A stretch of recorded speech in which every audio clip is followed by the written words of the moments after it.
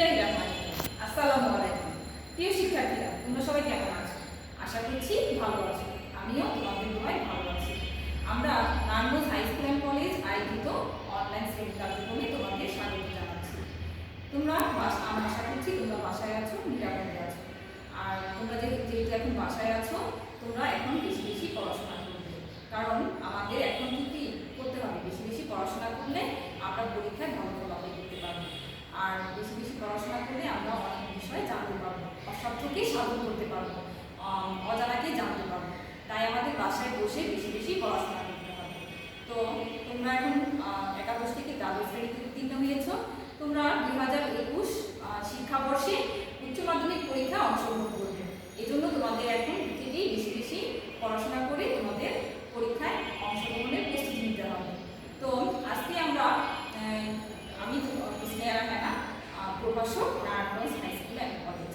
আজকে আমি তোমাদের যে বিষয় পড়াবো সেটি হচ্ছে উৎপাদন ব্যবস্থাপনা ও বিপণন দশম অধ্যায়।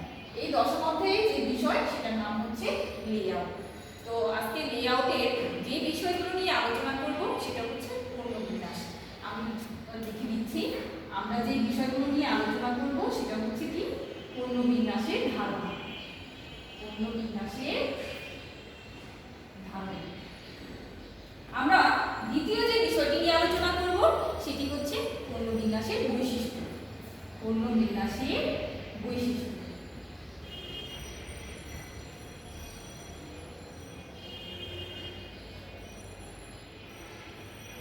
আমরা তৃতীয় যে বিষয়টি নিয়ে আলোচনা করব সেটি হচ্ছে পণ্য বিন্যাসের সুবিধা। পণ্য বিন্যাসের সুবিধা।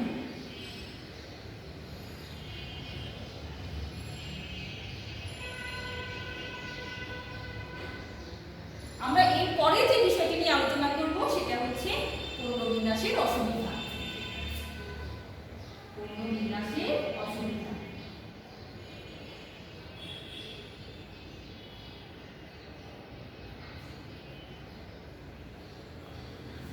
তাহলে আমরা প্রথম যে বিষয়টি নিয়ে আলোচনা করব সেটি হচ্ছে কি পণ্য বিন্যাসের ধারণা। তো এখন আমরা আগে জানি পণ্য বিন্যাস। তার আগে আমাকে জানতে হবে পণ্য কি। এই যে দেখো, আমি একটি হাতে কি নিয়েছি? একটি ডাস্টার, এটাকে একটি মার্কার। তো এখানে আমি একটি বোর্ড ইউজ করছি। এই যে সকলগুলো আমরা ব্যবহার করছি এগুলো সবই কিন্তু একটি পণ্য। উদাহরণস্বরূপ বলতে পারি, আরো দিতে পারি, তুমি সকালে ঘুম থেকে ওঠো বা আমরা ঘুম থেকে উঠি, উঠেই আগে আমরা কি করি? দাঁত ব্রাশ করি। এই যে টুথপেস্ট, ব্রাশ, তারপরে এই দাঁত মাজা থেকে শুরু করে আমরা রাতে ঘুমোতে যাওয়ার আগ পর্যন্ত যাবতীয় কার্যক্রম করে থাকি। এই যে কাজগুলো করে থাকি এগুলো সব কিছুই সম্পূর্ণ হয় পণ্য ব্যবহারের মাধ্যমে। তা আমরা বলতে পারি যে আমাদের প্রত্যেকটা বা প্রতিটি মুহূর্ত আমরা পণ্য ছাড়া চলতে পারি না। এই পণ্যগুলো একটা প্রসেসের মাধ্যমে তৈরি হয়। আমরা সেটাই জানবো পণ্য কি। দেখো, পণ্য হচ্ছে যে বিন্যাসের কেন্দ্র বা বিভাগগুলোকে একটি সরল রেখায় স্থাপন করা হয়, সেটাই হচ্ছে পণ্য বিন্যাস। আমরা পণ্য জেনেছি, পণ্য বিন্যাসটাও আমি যেই পণ্যগুলো উৎপাদন করতে গেলে আমি যেই বিন্যাস ব্যবস্থাটা সম্পূর্ণ করব সেটাই হচ্ছে পণ্য বিন্যাস। বা ব্যাপকভাবে বলা যেতে পারে সমজাতীয় পণ্য উৎপাদনের জন্য কাজের পর্যায়ক্রম অনুযায়ী বিভিন্ন মেশিন, উপকরণ বা বিভাগকে সুসজ্জিত করাটাই হচ্ছে কি পণ্য বিন্যাস। আমি একটু বুঝিয়ে বলতে চাই যে একই জাতীয় পণ্য যখন আমরা উৎপাদন করব তখন যে পণ্যগুলোকে একটি সরল রেখায় বা একই জায়গায় রেখে আমি স্থাপন করব সেটাই হচ্ছে আমার পণ্য বিন্যাস। দেখো, উদাহরণস্বরূপ আমরা বলেছিলাম যে এই ডাস্টারটা যখন উৎপাদন হয়েছে তখন এটা উৎপাদন করতে গিয়ে প্রথমে দরকার হয়েছে কাঁচামাল বা ম্যাটেরিয়ালস, তাই না? তো এই কাঁচামালগুলো প্রথমে উপকরণগুলো সংগ্রহ করতে হয়েছে। সেই কাঁচামাল থেকে রূপান্তরিত হয়ে কোনো একটা মেশিনে চলে গিয়েছে, সেই মেশিন থেকে আরেক জায়গায় চলে গিয়েছে। এভাবে কয়েকটা প্ল্যাটফর্ম শেষ হয়ে তারপর লাস্ট পর্যন্ত এটা একটা ডাস্টার তৈরি হয়েছে। তো আমরা এটাকে যদি আমরা একটা চিত্রের মাধ্যমে দেখতে চাই, তো চিত্রের মাধ্যমে দেখলে প্রথমে এখানে আমি দেখতে পারি কি এটা যেই পণ্য উৎপাদন করি প্রথমে এটা ছিল কি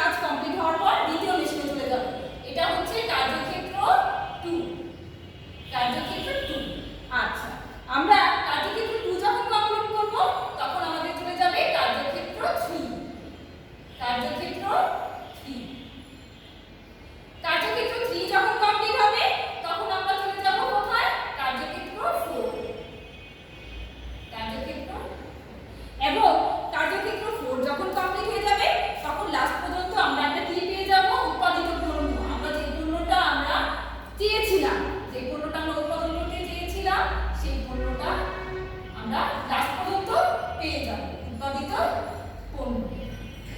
তাহলে আমরা বলতে পারি যে যে বিন্যাস ব্যবস্থায় পণ্যগুলোকে একই সরলরেখায় বিন্যাস করা হয় সেটাই হচ্ছে কি পণ্য বিন্যাস।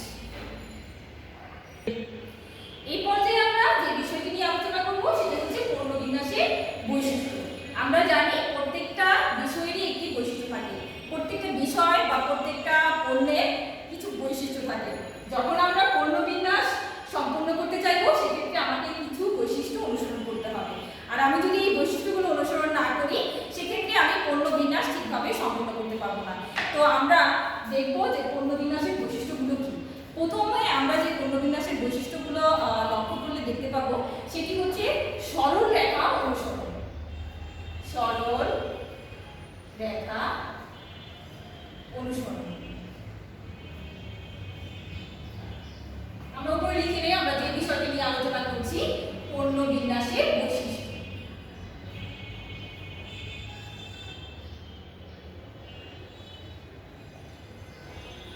আচ্ছা, আমরা আগেই জানি সরল রেখা কি, যে রেখাটা একই রেখায় অবস্থান করে সেটাই হচ্ছে কি সরল রেখা, মানে একই রেখায় অবস্থান করবে। আমরা যখন পণ্যগুলো বা বিন্যাস করব, পণ্য বিন্যাস করব, তখন এই বিন্যাস ব্যবস্থাটা সরলরৈখিক হতে হবে। দ্যাট মিন্স একই সরল রেখায় থাকতে হবে, একই সরল রেখায় থাকতে হবে। সেটা মেশিন হোক বা কোনো যন্ত্রপাতি হোক বা বিভিন্ন যেটাই আমরা করি না কেন, যে বিভাগ হোক বা যেটাই হোক, সেটা আমরা একই সরল রেখায় রেখে আমরা সেই পণ্যটাকে বিন্যাস করব। আমরা দ্বিতীয় যে বৈশিষ্ট্য দেখতে পাই সেটা হচ্ছে সামঞ্জস্যপূর্ণ যন্ত্রপাতি স্থাপন। সামঞ্জস্যপূর্ণ যন্ত্রপাতি স্থাপন।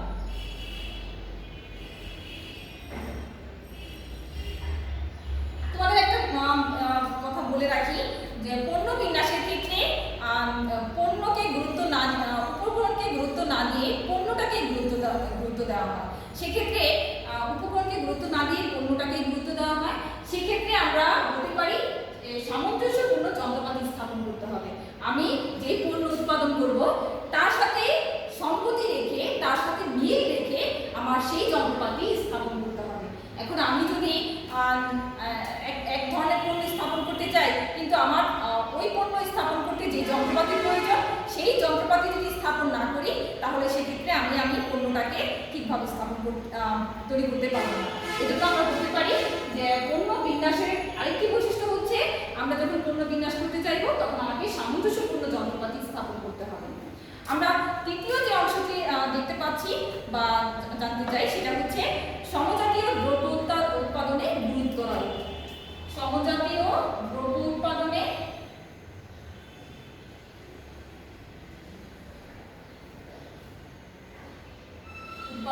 গুরুত্ব আরোপ।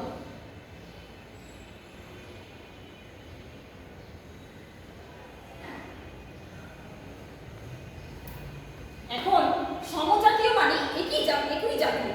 এখন আমার মেশিন এবং যে পণ্য উৎপাদন করব সেটা সমজাতীয় হতে হবে। একই জাতীয় পণ্য হলে আমি মেশিনে আমার যখন সামঞ্জস্যপূর্ণ যন্ত্রপাতি স্থাপন করতে হবে, সেক্ষেত্রে সমজাতীয় দ্রব্যগুলো উৎপাদনের জন্য আমাকে সমজাতীয় দ্রব্য স্থাপন করতে হবে, মানে কাঁচামালগুলো আনতে হবে। তাহলে আমি আমার পণ্যটাকে সঠিকভাবে তৈরি করতে পারবো। আমরা চারের যে বৈশিষ্ট্য, 4 নম্বর যে বৈশিষ্ট্য আমরা দেখতে পাই সেটা হচ্ছে কার্যক্রমানুসারে বিভাগ স্থাপন। কার্যক্রমানুসারে বিভাগ স্থাপন। কার্যক্রমানুসারে বিভাগ স্থাপন।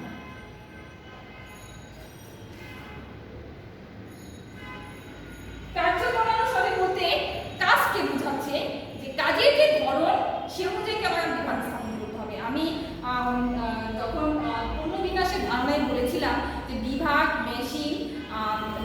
মেশিন পণ্যগুলো যাতে একই জাতীয় হয়, তো সেক্ষেত্রে যখন আমরা বিভাগ স্থাপন করব সেই কাজের ধরন অনুযায়ী আমাকে বিভাগগুলো আলাদা করতে হবে। কারণ কাজের বিভাগ অনুযায়ী যদি আমি আমার স্থাপন না করি তাহলে আমার কাজের সুষ্ঠুতা আসবে না, কাজগুলো এলোমেলো হয়ে যাবে, সময় বেশি লাগবে এবং কাজের সঠিক ফলাফল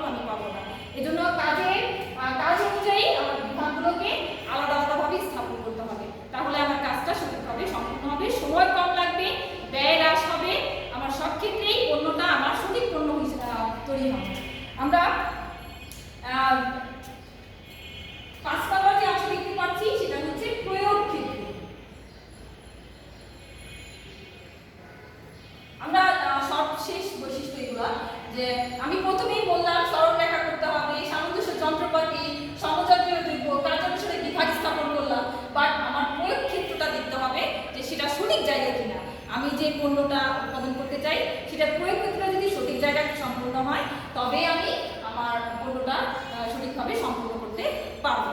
এজন্য আমরা যখন পণ্য উৎপাদন করতে চাইবো তখন আমাকে এই বৈশিষ্ট্যগুলো অনুসরণ করে আমাকে পণ্য উৎপাদন করতে হবে। আর আমি যদি বৈশিষ্ট্য অনুসরণ না করি সেক্ষেত্রে আমার সঠিক মানের পণ্য আমরা কি পাবো না। আর তোমাদের আরেকটা জিনিস বলতে চাই, সেটা হচ্ছে পণ্য বিন্যাস বিভিন্ন আকৃতির হয়ে থাকে, সেটা আই, সেটা এল বা ও আকৃতি বা ইউ আকৃতি অথবা এস আকৃতি। এই আকৃতিগুলোর মধ্যে আমার পণ্য বিন্যাসটা হয়ে থাকে। আমরা জেনে নিলাম পণ্য বিন্যাসের ধারণা, পণ্য বিন্যাসের বৈশিষ্ট্য। এবার আমরা জানবো পণ্য বিন্যাসের সুবিধা। এই যে আমরা বারবার পণ্য বিন্যাস করছি, এর কিছু সুবিধা রয়েছে। আমরা প্রত্যেকটা পণ্যরই কিছু সুবিধা ভোগ করি, সেই সুবিধাগুলো আমরা এখন জানবো। পণ্য বিন্যাসের সুবিধা। পণ্য বিন্যাসের সুবিধা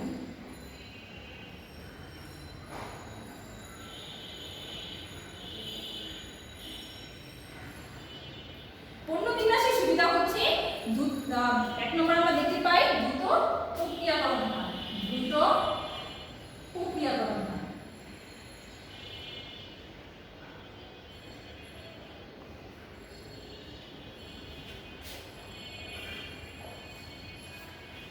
দ্রুত প্রক্রিয়াকরণ হার হচ্ছে আমরা যখন পণ্যটাকে বিন্যাস করব তখন আমার আগে থেকেই তো পরিকল্পনা করা থাকে আমি পণ্যটা কি আকৃতির বিন্যাস করব। সেক্ষেত্রে আমার সব কাজই পরিকল্পনা মাফিক হয়ে থাকে।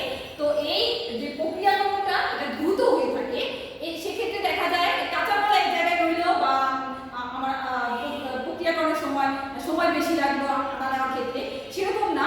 এটা দেখা যায় প্রক্রিয়াকরণের হারটা দ্রুত হওয়ার কারণে এটা সাথে সাথে উৎপাদিত হচ্ছে এবং সাথে সাথে প্রসেস হচ্ছে এবং সাথে সাথে অন্য জায়গায় চলে যাচ্ছে, যার কারণে এটা একটা দ্রুত প্রক্রিয়াকরণ হয়। এটা সময় নষ্ট হয় না, দ্রুত প্রস্তুত হয়ে যায়। দেখা যায় একটা উৎপাদনের পর আরেকটা অটোমেটিকলি উৎপাদন দ্রুততার সাথে সম্পূর্ণ হয়। আর দুই নম্বরটা হচ্ছে স্বল্প মজুত।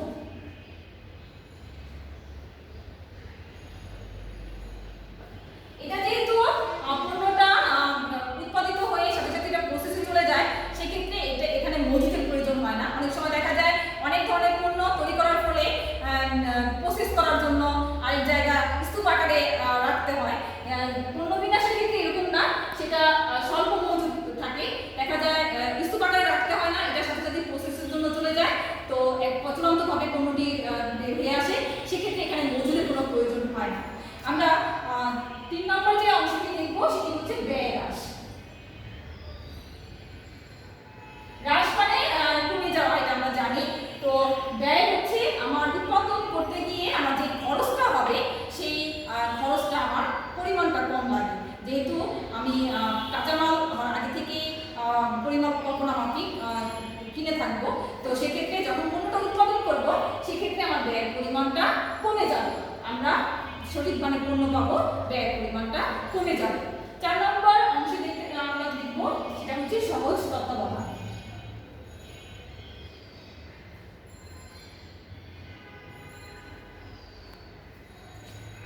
সহজ তত্ত্বাবধান মানে যেহেতু পণ্য বিন্যাসটি একটি সরলরেখা আকৃতির হয়ে থাকে, তো এটা সহজেই পরিচালনা করা সম্ভব হয়, সহজে পরিচালনা করা যায়।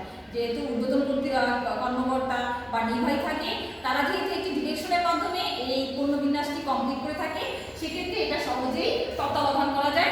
এটা কোনো ঝামেলার সৃষ্টি হয় না, এটা সহজেই তত্ত্বাবধান করা যায় এবং সঠিক মানের পণ্য সহজেই পাওয়া যায়। এবং সেটা সঠিক মানের পণ্য হলে তো সেটা ব্যবহারের পণ্যের জন্য উপযুক্ততাও সৃষ্টি হয়। আমরা 5 নম্বর যে অংশে দেখব সেটা হচ্ছে সময় মতো পণ্য সরবরাহ।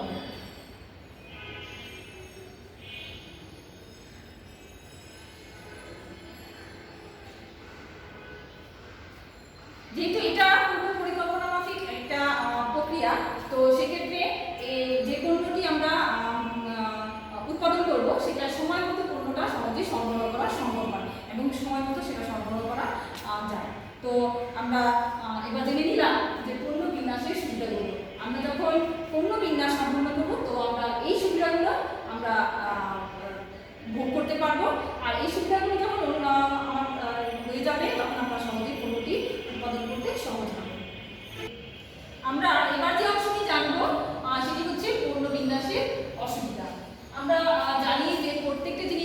সুবিধা যেমন থাকে তার বিপরীত অসুবিধাও থাকে। যদিও অসুবিধা থাকে সেই অসুবিধাগুলো আমরা চিহ্নিত করে সেই অসুবিধাগুলো দূর করে আমরা সঠিক মানে পণ্যটি উৎপাদন করতে চাইবো। সেক্ষেত্রে আমরা তারপরে অসুবিধাগুলো জেনে নিই। যখন আমরা অসুবিধাগুলো জানবো সেক্ষেত্রে আমরা অসুবিধাগুলো দূর করতেও পারবো। এই জন্য আমরা আগে জেনে নিই পণ্য বিন্যাসের অসুবিধা।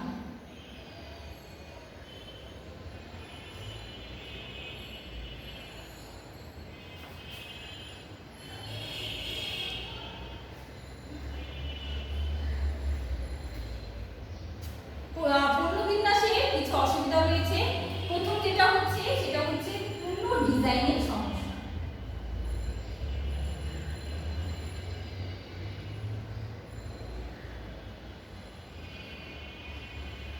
পণ্য ডিজাইনের সমস্যা বলতে আমি যখন এই মার্কারটি একটা পণ্য আমি তৈরি করতে চাইবো তখন আমাকে এটা সঠিকভাবে তৈরি হয়ে গেল, কিন্তু যখন আমি এটা ডিজাইন পরিবর্তন করতে চাইবো সেক্ষেত্রে আমার সমস্যার সৃষ্টি হবে। কারণ আমার মেশিনটা আমার যন্ত্রপাতি ওইভাবে স্থাপন করা যে এটা যেভাবে আমি চাচ্ছি সেভাবে হয়ে গেছে, কিন্তু আমি যখন নতুন করে ডিজাইন করতে চাইবো সেক্ষেত্রে সমস্যার সৃষ্টি হবে।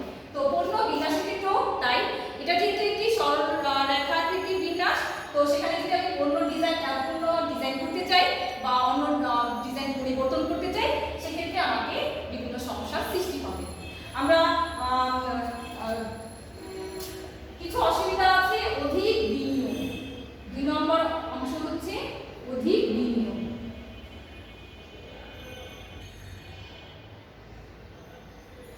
যেহেতু এটা একটা বৃহদায়তন ব্যবসা, তো সেক্ষেত্রে এখানে বিনিয়োগ করতে অনেক মূলধনের প্রয়োজন হয়। তাই এই পণ্য বিন্যাস করতে গেলে অধিক বিনিয়োগের প্রয়োজন হয়। কারণ যেহেতু বিভাগগুলোকে আলাদা করা হয় এবং বিভাগগুলো আলাদাভাবে পরিচালনার ক্ষেত্রেও অনেক টাকার ব্যাপার লাগে, তো সেক্ষেত্রে অধিক বিনিয়োগের প্রয়োজন হয়। আমরা 3 নম্বর যে দেখব উৎপাদন বন্ধ।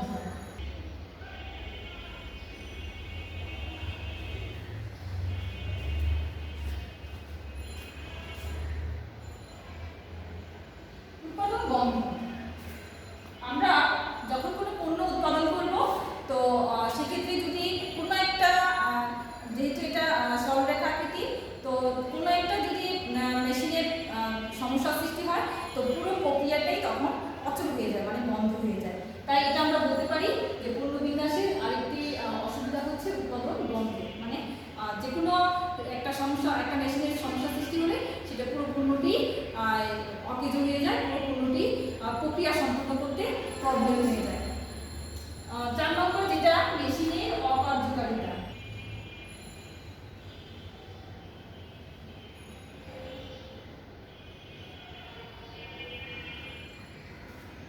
মেশিনের অকার্যকারিতা, অনেক সময় দেখা যায় মেশিন আমরা যখন পণ্য তৈরি করব বা তৈরি করতে চাই সেক্ষেত্রে মেশিনগুলো ঠিকঠাক আছে, যখন পণ্যটি আমরা মেশিনে পাঠাই তো অনেক সময় দেখা যায় সেই মেশিনে হঠাৎ করেই অকেজো হয়ে পড়ে, তখন মেশিন সমস্যার সৃষ্টি হয়।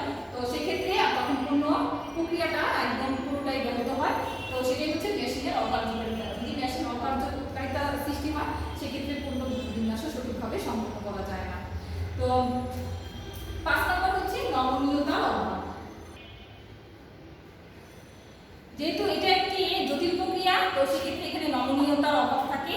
তো দেখা যায় যেহেতু বিভাগগুলো আলাদা, এক বিভাগ আরেক বিভাগের সাথে সমন্বয় সাধন করা কষ্ট হয়ে পড়ে, সেক্ষেত্রে নমনীয়তা এখানে নাই বলতে চলে। এখানে নমনীয়তার অভাব বিদ্যমান থাকে। তো এক বিভাগ অন্য বিভাগের সাথে সমন্বয় সাধন না করার ফলে এখানে নমনীয়তার বিষয়টি লক্ষ্য করা যায় না। 6 নম্বর অংশ হচ্ছে বিশেষায়িত ভবন। বিশেষায়িত ভবন, এটা যেহেতু একটি বৃহদায়তন ব্যবসা তো সেক্ষেত্রে এখানে ভবনগুলো অনেক ভবন থাকে।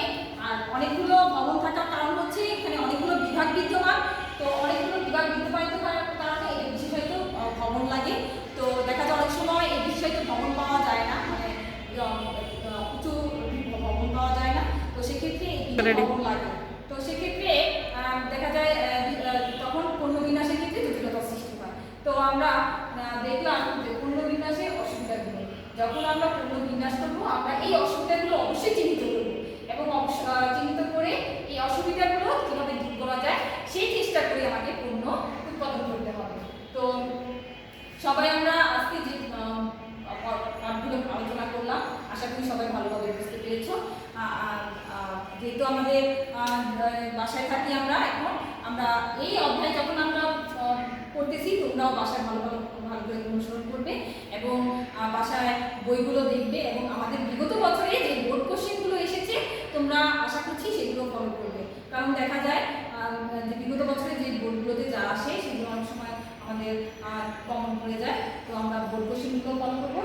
এট এ টাইমে আমরা এই যে আলোচনাগুলো আছে সেগুলো আমরা পড়বো এবং ছোটো ছোটো প্রশ্ন আকারে এমসিকিউগুলো আমরা আয়ত্ত করার চেষ্টা করবো, যাতে আমাদের যে ধরনের এমসিকিউ আসুক বা জ্ঞানমূলক বা অনুধাবন যে ধরনের প্রশ্নই আসুক যাতে আমরা সহজেই অ্যান্সার করতে পারি। তো আমি আজকে তোমাদের এই অধ্যায়ের উপর যে আলোচনা করলাম তো তোমরা সবাই ভালোভাবে শুনবে জানবে। তো সবাই আজকে এই পর্যন্তই। সবাই ভালো থেকো, সুস্থ থাকো, বাড়িতে থাকো, নিরাপদ থাকো এবং সবাই